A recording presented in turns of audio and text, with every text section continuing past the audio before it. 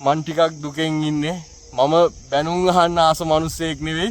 මම බැනුම් අහන්න වැඩ කරපු මිනිහෙක් නෙවෙයි. මට සල්ලි හොයන්න ඕන නම් මට මීට වඩා ගොඩාක් දේවල් කරන්න පුළුවන්. මට සල්ලි හොයන්න ඒකට අවකාශය මට ඕන තරම් තියෙනවා. නමුත් මම ඔයාලත් එක්ක එදා පටන් ගත්ත විදිහටම අදත් කතා කරන එදා පටන් ගන්නිද්දී ඔයාලා අපේ ගෙදරේදී අපේ ගෙදර තිබුණ විදිහටම අද තියෙනවා. මම එදා ඉඳන් විදිහටම ඉන්නවා. ඉතින් මම හැමදාම උත්සාහ කරේ අඩුවට බයික් එකක් දෙන්න, මට ෂෝරූම් එකක් දාන්න, මට එහෙම නැත්නම් මේක විශාල කරන්න ඕන තරම් ක්‍රමවේද තිබුණා. නමුත් මම මේ කිසිම දෙයක් ගැන බැලුවා මට ඕනේ එදා වගේම අද වගේම හෙටත් අඩුවට බයික් එකක් දෙන්න. ඉතින් ওই ක්‍රමවේදයට යද්දි හැම කෝල් එකක්ම මට ආන්සර් කරන්න බැරි වුණා. ඉතින් ඒකට මම සමාව ඉල්ලනවා සහ ආපහු එහෙම මගෙන් ඔයාලට එහෙම අඩුවක් නොවෙන්න මම උපරිම උත්සාහ කරනවා. මම කියන්නේ 100%ම එහෙම වෙන්නේ නැහැ කියලා. මම උපරිම උත්සාහ කරනවා.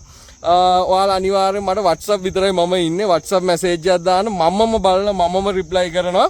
අනිවාර්යෙන් මචං මේ මට පුළුවන් උපරිම දේ කරන්නම් සහ ඉස්සරහට බයික් ගේන එක ගොඩක් අඩු කරනවා. ඉතින් සමහරක් විට මාසෙකට බයික් එකක් බයික් දෙකක් තුනක් හතරක් පහක් කොහොමවත් ඊට වඩා අඩු වෙයි සමහර විට. ඉතින් එතකොට මට පුළුවන් එන කෝල් ටිකට බැලන්ස් කරලා ඔයාලට වටින වාහනයක් දෙන්න.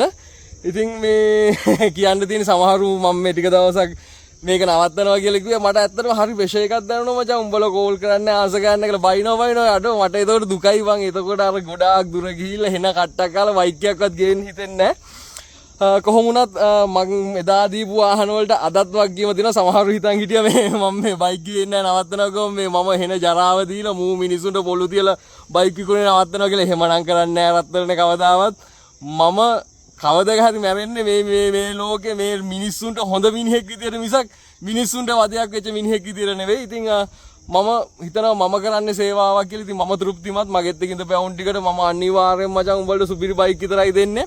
ඒ වගකීම තියෙනවා. මම දීපු එක බයික් එකක් හරි හොඳ නැත්නම් මේ දැන් කමෙන්ට් එකක් දාන්න. එහෙනම් හදවතින් මාතරේ ජය වේවා.